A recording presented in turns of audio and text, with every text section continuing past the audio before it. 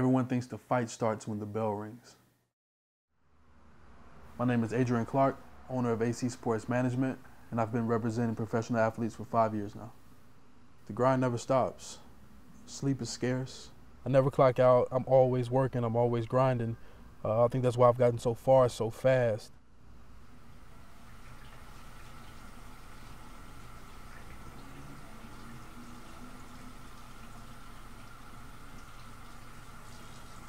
That's why my water bill is so high.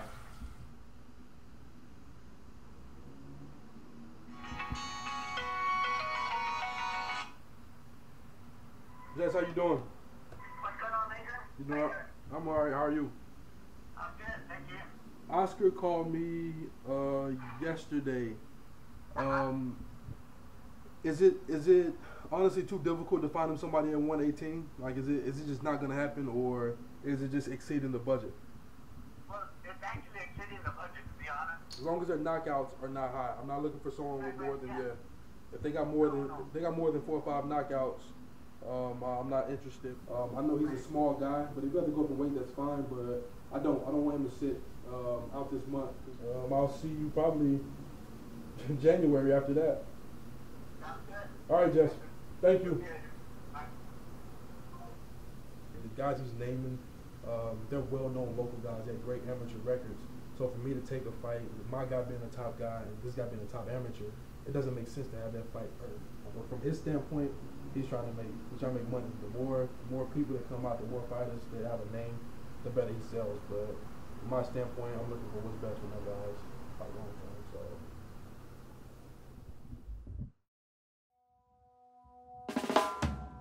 my job is to get them big fights, to get them big contracts, and to keep them active. What happens in the ring or what doesn't happen in the ring, as much as I say that it doesn't have anything to do with me, I'm still a part of the team, but I'm not a trainer, I'm just a manager. So my job stops once the contracts are signed and the endorsement deals out the way. My job ends from there. What happens in the ring, that's up to my guys. So if I can get them to win consistently, then we got something. But had to get to know Golden Boy Promotions and get them to trust me, had to get to know Main Events and get them to trust me, had to get to know the fighters and get them to trust me and my ability to get things done at such a young age. I'm learning now as I get older, the separation. I'm still young, I'm around my guys' age, so sometimes they hear Adrian Clark, my boy, my friend, my homeboy, they hear him rather than hearing Adrian Clark, my manager. You know, I would love to be inducted into the Boxing Hall of Fame one day. I want to be known as one of the best managers to ever manage fighters. I don't want to cross over to the promotional side of things. It's not me. I like dealing directly with the athletes, but to be known, kind of like where Al Heyman is at right now, I want to be greater than Al Heyman. I know I have the potential and the ability to be, but I want to be known as one of the best managers to ever manage in this business.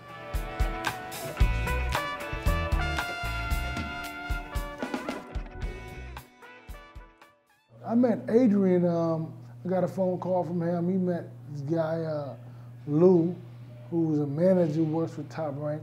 He referred him to me, and he said that when we met, he remembered me because he seen one of my fights, like in 2001 or so, and he remembered that. So, you know, and we hit it off and been good ever since. He's on it because he's hungry. A lot of guys at this point, older guys may get a little settled, set in their ways. But you got a guy who wants to make a name for himself. It's funny though, we were in San Antonio and we were with Sam Watson, you know, and he works for Al Heyman, and he said, this is the next Al Heyman, meaning that he's gonna be a guy who's gonna be just as successful. Hey man, he has a long way to go.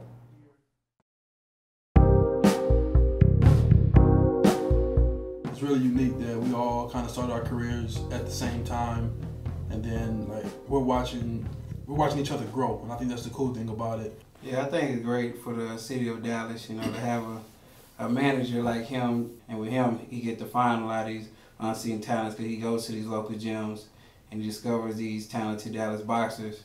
As good as I am, I'm only as good as either the fighters that I work with, listen to, or work for it. So I get a lot of good ideas from him. The boxing scene is great. Like we have a lot of great fighters here. I mean, itself. I mean, EJ's an amazing talent inside the ring and outside the ring. But there are a lot of the fighters, maybe not of his caliber, but there's a lot of great fighters that can be world champions or can be put on a mainstream level. The boxing scene is great, but we don't have the muscle behind us, you know, to get it out there. Like California, they have Golden Boy and Tyrone, they throw a lot of cards. Because as a promoters think that Dallas is not a boxing city.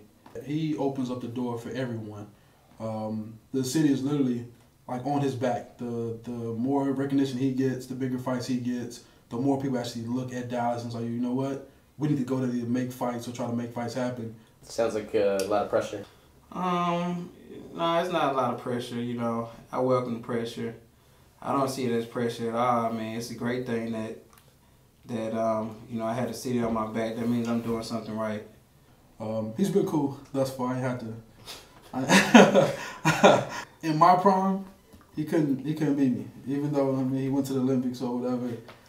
My prime in the amateurs down in Corpus Christi. I mean, we should go to the gym and see who the better lefty. What you think about that, AC? No, you mean like me spar somebody at my weight and then you spar somebody at your weight? No, bro. Like just the weights. I don't wanna hit you with a shot and then you get hurt and then Al and like the boxing world like mad at me because like I hurt the next best fighter in the sport. It's kind of like it's kind of like Floyd versus Sugar Ray or you versus Floyd. Like people they'll never get to see that. So like me versus you, like the fans won't get to see that. We can just imagine it, but they'll never get to see it.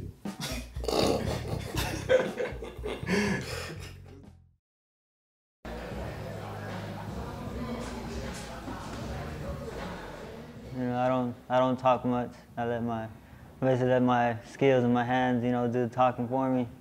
And the ones that don't talk, those ones you need to watch out for. You know, just another day in the office, basically. You know, I love boxing, but, you know, me loving it, you know, that's really not gonna pay the bills right now. You know, like I said, I have a family, you know, and it's hard just depending on, you know, a dollar, you know. And I don't like to ask favors or anything like that, so I do want to step up, you know, because I have the skills, so all I need is just to show the world. Compared to, you know, how it was going before I was, you know, with you, working with you, and so far it's going great now. You know, I'm getting fights, and I don't have to worry about when I'm gonna get my next fight, or worry about, you know, when my kid's gonna basically get something to eat. I just really want to be remembered.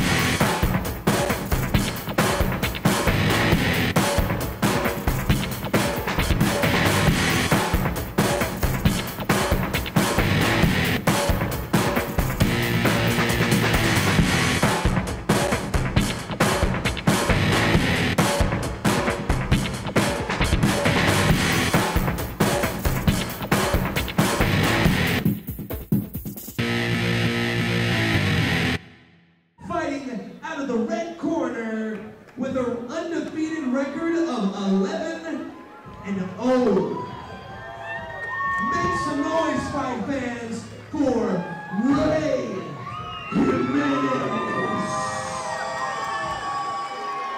versus Jesse Angel Hernandez.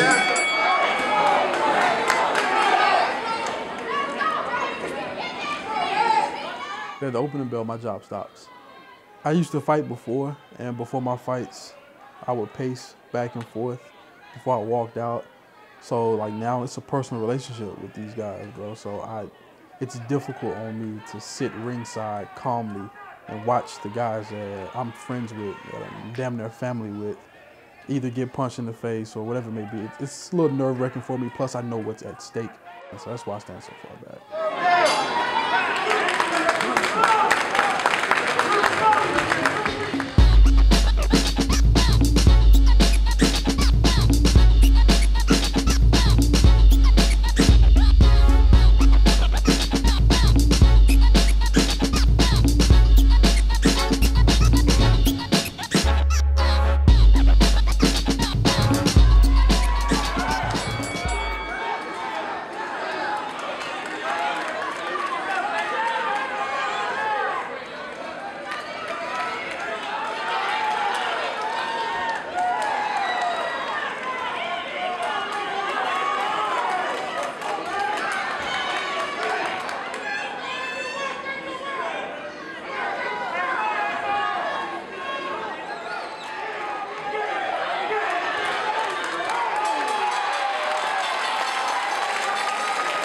Let's hear it for your main event, CKO fight wins.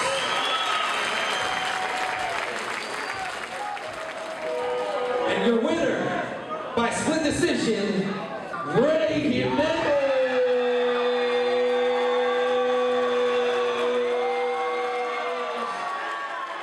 I'm not gonna stop. If I die at 65 or 70, I'll still be a boxing manager or a professional athlete representative. This is my passion. This is what I love to do. I get up for this every morning, and it's not a steady paycheck. So I have to grind just as hard as my athletes grind to get that payday. So this will be what I'm gonna do until I can't do it anymore.